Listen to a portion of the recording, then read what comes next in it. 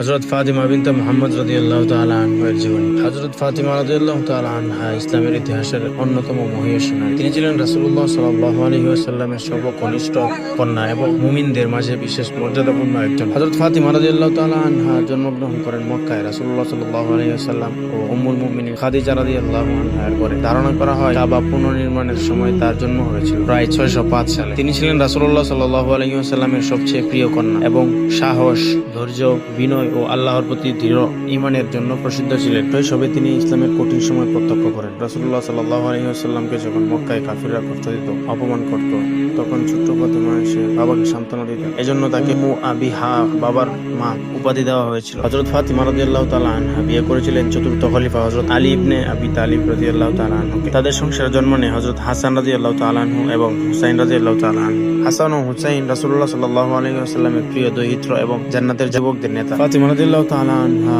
অত্যন্ত সাদাসিধে জীবন যাপন করতেন। নিজের হাতে গৃহকর্ম করতেন, পরিশ্রম করতেন, কখনো কষ্ট সহ্য করতেন, কিন্তু কখনো অভিযোগ করতেন না। দুনিয়ার মোহে তিনি কখনো আকৃষ্ট হননি। আল্লাহ তার রাসূল সাল্লাল্লাহু আলাইহি ওয়াসাল্লাম এর প্রতি তার ভালোবাসা ছিল অসীম। রাসূলুল্লাহ সাল্লাল্লাহু আলাইহি ওয়াসাল্লামের সাথে তার সম্পর্ক ছিল গভীর ও ভালোবাসাপূর্ণ। নবী করিম সাল্লাল্লাহু আলাইহি ওয়াসাল্লামের মৃত্যুশয্যায় ফাতিমা রাদিয়াল্লাহু তাআলা আনহাকে কিছু কথা বলেছিলেন। তখন প্রথমে তিনি কেঁদেছিলেন, পরে হেসেছিলেন। পরে সাহাবারা জানতে চাইলে তিনি বলেন, প্রথমে বাবা জানালেন তিনি শীঘ্রই ইন্তেকাল করবেন, তাই কেঁদেছি। পরে তিনি জানালেন আমার মৃত্যুই হবে তারপরে সবচেয়ে কাছাকাছি সময়, তখন আমি খুশি হয়েছিলাম। রাসূলুল্লাহ সাল্লাল্লাহু আলাইহি ওয়াসাল্লাম ইন্তেকালের 6 মাস পর হযরত ফাতিমা রাদিয়াল্লাহু তাআলা আনহা ইন্তেকাল করেন। হিজরি 1132 খ্রিস্টাব্দে। তার বয়স তখন প্রায় 28 থেকে 30 বছর। তাকে জান্নাতুল বাকি কবরস্থানে দাফন করা। হযরত ফাতিমা রাদিয়াল্লাহু তাআলা আনহা ছিলেন নারীদের মধ্যে শ্রেষ্ঠ। রাসূলুল্লাহ সাল্লাল্লাহু আলাইহি ওয়াসাল্লাম বলেন, ফাতিমা আমার অংশ বিশেষ, যে তাকে কষ্ট দেয় সে আমাকে কষ্ট দেয়। আরেক হাদিসে এসেছে ফাতিমা জান্নাতের নারীদের নেত্রী। সারসংক্ষেপে বলা যায় হযরত ফাতিমা রাদিয়াল্লাহু তাআলা আনহা ছিলেন ঈমান, তাকওয়া, ধৈর্য, বিনয় ও পরহেজগারির এক অনন্য দৃষ্টান্ত।